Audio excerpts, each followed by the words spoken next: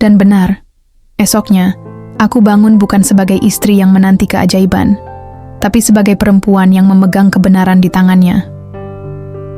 Pagi itu, aku memasak sarapan favorit Alex, nasi goreng telur dengan irisan cabai rawit, seperti biasanya. Bukan karena aku ingin menyenangkan hatinya, tapi karena aku ingin menciptakan suasana paling biasa, paling tenang, agar saat badai datang, dia tak punya alasan untuk lari. Dia duduk, makan, tanpa rasa bersalah sedikit pun di wajahnya. Seolah tak ada apapun yang rusak dalam hidup kami.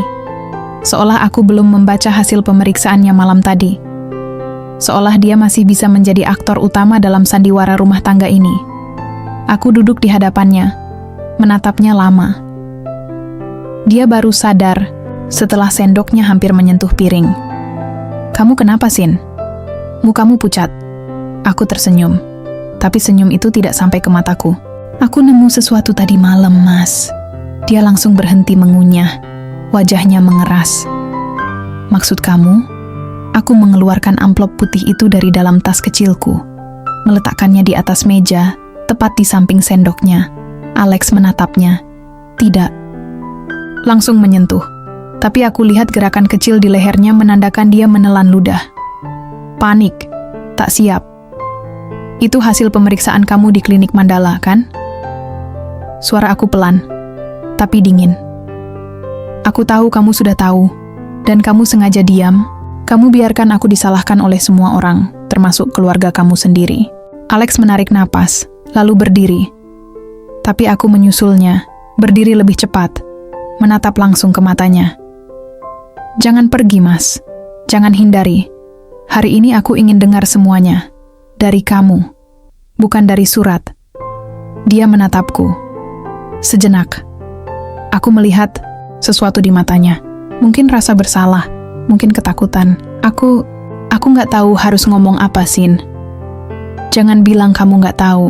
Kamu hanya nggak mau mengakui. Kamu sembunyikan ini dariku. Kamu izinkan ibumu bilang aku perempuan mandul. Kamu diam saat aku dibilang istri nggak berguna. Kamu bahkan sempat menyalahkanku juga, kan?" Air mata mulai jatuh dari pipiku, tapi suaraku tetap tegas. "Semua ini, selama 4 tahun, semua rasa bersalah, luka, tekanan, kamu taruh di pundakku. Sementara kamu tahu, kamu yang..."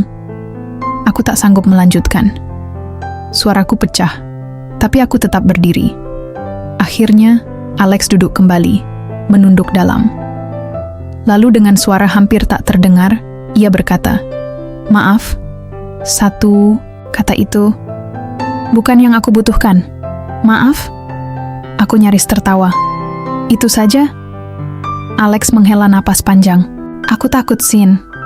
Aku tahu dari awal hasilnya buruk.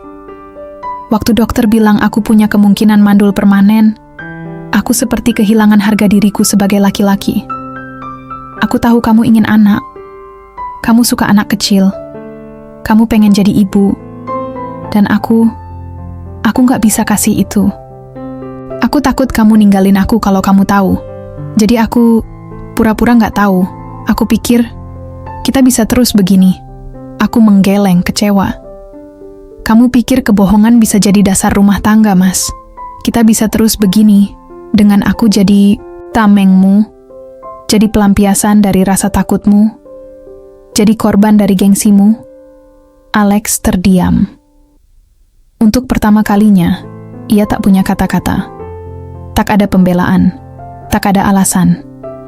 Dan aku merasa hampa, karena meskipun aku akhirnya mendapatkan kebenaran, tak ada kemenangan yang kurasakan. Aku hanya perempuan yang selama ini hidup dalam kebohongan, dan di hadapanku duduk seorang suami yang tak hanya berkhianat dengan wanita lain, tapi juga berkhianat terhadap kepercayaan yang kupertaruhkan sepenuh jiwa. Setelah keheningan panjang, aku berkata pelan, "Aku butuh waktu. Jangan bicara apa-apa. Cium dulu. Jangan dekati aku. Aku akan tinggal di rumah Mama untuk sementara." Dia tak menyahut, bahkan tak menahan, karena mungkin dia tahu tak ada yang bisa ia katakan lagi untuk memperbaiki semua ini.